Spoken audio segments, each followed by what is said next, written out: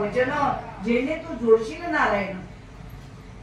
भगवंताने दिले ना आपल्याला एवढं धन दाखवत, हात पाय नाक कान डोळे, दुसऱ्यांना तर हातही नाही पाय नाही, कसं करत असतील?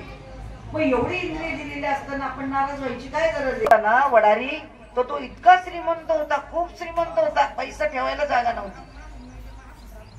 आणि असाच एक माणूस होता, खूप श्रीमंत होता. मला वाटतं मागच्या वेळेला आपण बसलो होतो त्यावेळेला दृष्टांत सांगितला. इतका श्रीमंत होता तर त्याची बायको म्हणायची, मला आता हे नोटांचे पुडके कुठं ठेवावे कंटाळा आलाय म्हणे, तुम्ही पहिल्यांदा जाण याचं वाटोळ करून या. कशाचं? पैशाचं. का म्हणे आत्ताच्या आत्ता जा आणि या पैशाची सगळी विल्हेवाट लाव. गेला नवरा बाहेर. आता काय करायचं? 4 जणांना सल्ले विचारले, 12वर बसलेलेच असतात नाही का, तुम्हाला सल्ला देणारे. याचं असं झालं, त्याचं त्याची पोटी पळून गेली, तिने औषध पिलं नाही का. म्हणे सांगितलं. नवरा उठला, लगे बाहेर गेला, 4 जणांचा सल्ला घेतला आणि त्यांनी असं सांगितलं, एक काम कर, राजाच्या दरबारामध्ये जा म्हणे.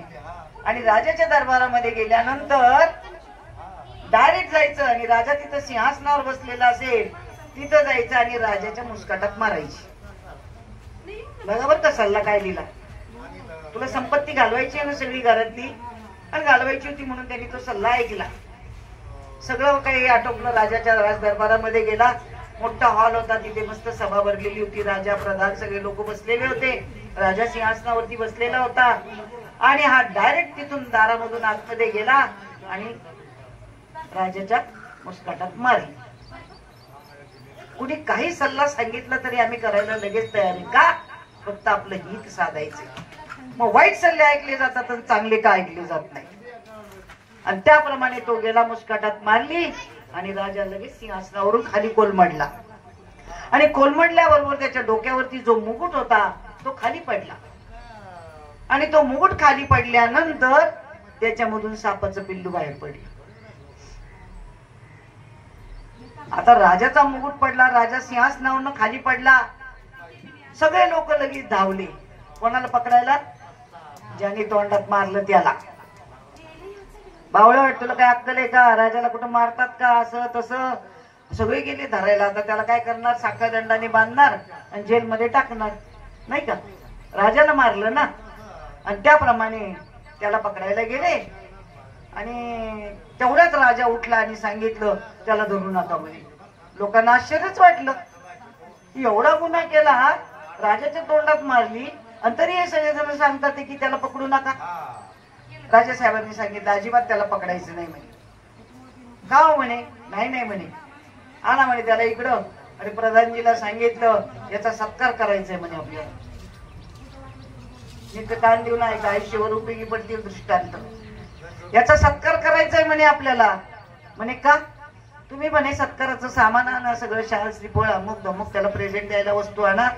आणि त्याचा सत्कार केला आणि मग सांगितलं की याचा सत्कार का केला तर ह्याने जर माझ्या तोंडात मारली नसती तर मी पडलो नसतो, मी पडलो नसतो तर मुकुट पडला नसता, मुकुट पडला नसता तर डोक्यातला साप पडला. मग त्याला प्रेझेंट द्यायला वस्तू आणा आणि त्याचा सत्कार केला आणि मग सांगितलं की याचा सत्कार का केला तर ह्याने जर माझ्या तोंडात मारली नसती तर मी पडलो नसतो, मी पडलो नसतो तर मुकुट पडला नसता, मुकुट पडला नसता तर डोक्यातला साप पडला नसता. आणि त्या सापाने जर मला आता चावला असतं तर राहिलो असतो कमी. मग त्याचे अनंत उपकार आहेत म्हणे माझ्यावर, म्हण्याच्या गोण्या. आणि जाऊ दे त्याच्याकडे. बसली बायको, दारात बसलेलीच होती. तिने घरातल्या नोटांचे पुडके भरूनच ठेवलेले होते. की नवरा येईल आता गाडी घेऊन आपण गाडीमध्ये घालू आणि देऊये, बॅग कमी करू बा. आला नवरा म्हणल्यानंतर बोला काय झालं, आणलं का नाही गाड्या? हे काय आणल्या म्हणे? अहो भरलेल्या नाही, रिकाम्या. अगं रिकाम्याच आणायला गेलतो पण हे असं असं झालं म्हणे, राजाने अजून या 10 गाड्या पुडके पाठवली म्हणे नोटांची. यायचं असलं ना कुठूनही येत. पुन्हा दुसऱ्या दिवशी त्याला खाऊ द्यायना म्हणे, जा बाहेर, काय इलाज विचारून या. पुन्हा गेला बाहेर. मग तिथे गेल्यानंतर पुन्हा होता दुसरा सल्ला सांगणारा. त्याने सांगितलं काही नाही, आता आजचा सोपा उपाय कर म्हणे, कालचा अवघड झाला ना, एक काम कर म्हणे, ती राणी बसलेली असती राणीच्या महालामध्ये, तिच्या आसपास दासी वगैरे पण असतात म्हणे, जायचं आणि तिला फरफटत ओढत आणायचं म्हणे बाहेर. राणीला. शृंगार वगैरे चालू होता आणि असं दाराला हात टेकून ती उभी होती. हा गेला तिथं डायरेक्ट तिचा हात ओढला आणि फरफटत बाहेर आली. आता काय दृश्य असेल ते बघा. एक सामान्य माणूस आणि राणीला फरफटत बाहेर आणलं आणि तिला फरफटत बाहेर आणलं. तिच्या पाठीमागे सगळ्या दासी ओरडत आल्या आणि ते झाल्याबरोबर तो महाल कोसळला. झालं सगळा निरोप गेला राजापर्यंत. म्हणे असं असं झालं. राणीला एक माणूस आला त्यांनी ते फरफटत बाहेर ओढत नेलं म्हणे. सगळे लोक म्हणे पकडा त्याला, साखळ दंडाने बांधा, जेलमध्ये टाका. पुन्हा राजा आला पुन्हा म्हणे बोलवा त्याला, कोण येतो, करा त्याचा सत्कार. अहो म्हणे का? अहो म्हणे तुम्ही जर राणीला असं फरफटत बाहेर नसतं ओढलं तर आता हा राजमहाल कोसळला, त्याच्या खाली ती दबून मेली असती ना. तुमचे अनंत उपकार आहेत म्हणे, तुमच्यामुळे माझी राणी वाचली. आता काल 10 गाड्या पाठवल्या, आज 20 गाड्या पाठवल्या. बोला, मागायला गेलता का कुठं? नाही, कुठंच मागायला जावं लागणार नाही. परंतु भगवानच्या देणारा जर असेल ना तर तुमच्या प्रारब्धात असेल तर कुठूनही मिळणार आहे. तुम्ही हाकलायचा प्रयत्न केला तरी धन मिळतच राहणार आहे, एवढं लक्षात ठेवा. पुन्हा तेवढ्या 20 गाड्या धन घेऊन ठेवून घ्यावं लागलं. घरातलं तर काढायचं बाजूलाच राहिलं, पण बाहेरून आलं. देता है तो छप्पर फाडके देता है. आणि एकदा जर न्यायचं मनात आलं ना तर एवढं सुद्धा ठेवणार नाही. हे खोटं नाहीये, सगळं खरं आहे.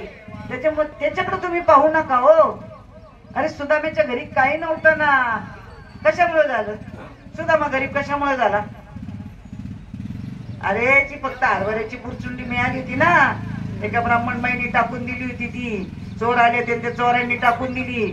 आणि याला वाटलं काय, सुदाम्याला असं वाटलं कृष्ण एवढा श्रीमंत आणि त्याला कसं काय द्यायचे हे खायला म्हणे.